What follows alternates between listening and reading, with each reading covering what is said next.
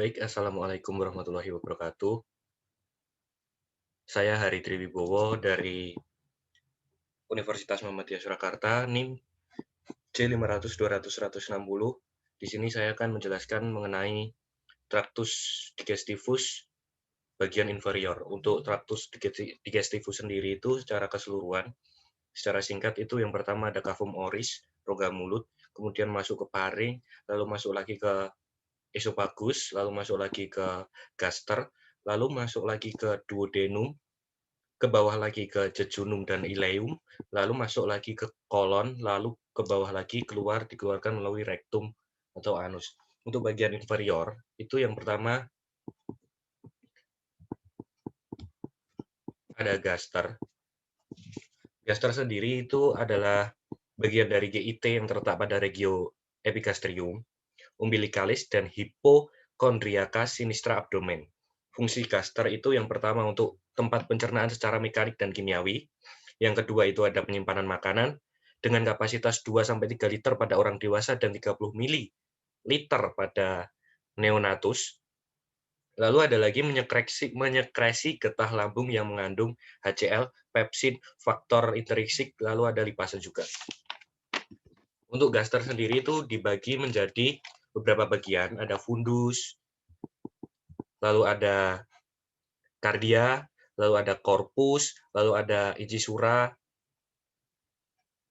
lalu ada antrum pyloricum, terus ada canalis pyloricus, lalu ada dilanjutkan melalui duodenum.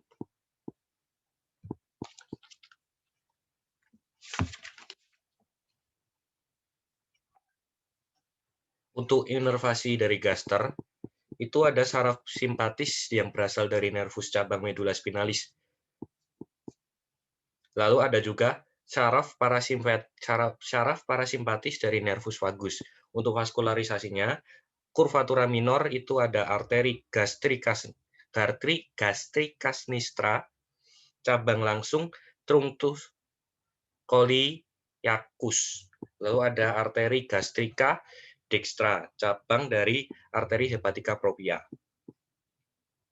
Untuk dari kurvatura mayor itu ada arteri gastromentalis sinistra, ada juga arteri gastromentalis dextra.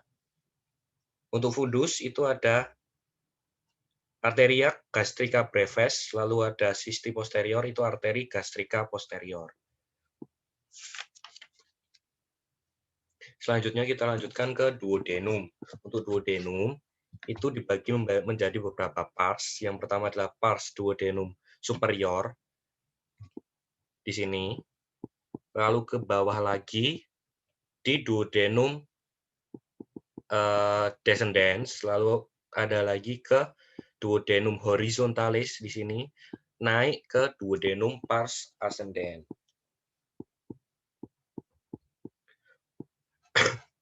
Untuk vaskularisasinya, itu ada bagian proksimal itu ada gastroduodenal, bagian distal itu ada arteri pankreatikuduodenal, itu cabang dari arteri mesenterium superior.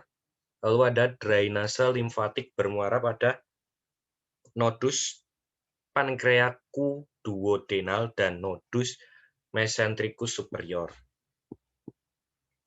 Lalu ke bawah dia dilanjutkan ke jejunum dan ileum. Untuk jejunum dan ileum itu terdapat beberapa perbedaan. Yang pertama dari jejunum itu terletak pada kuadran kiri atas, lalu ileum itu terletak pada kuadran kiri bawah.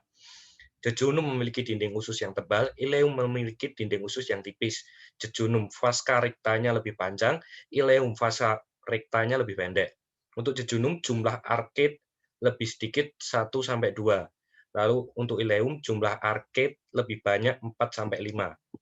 Plica circularis jejunum lebih panjang dan lebih padat. Lalu ada plica circularis ileum lebih pendek dan lebih renggang. Lalu ada nodus limfaticus dari jejunum tersusun soliter. Lalu nodus limfaticus ileum berbentuk kas disebut plaques prayer.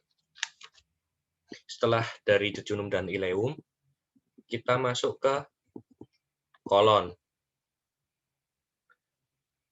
Untuk kolon itu terdapat beberapa struktur khas. Yang pertama ada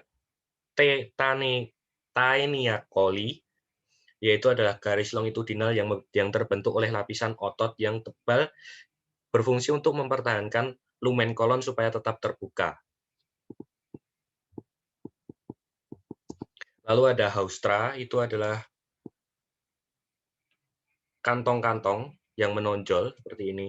Lalu ada plica semilunaris, itu berupa lipatan pada dinding seperti ini. Lalu appendikes epiploid, kantong yang berisi lemak yang menempel pada dinding.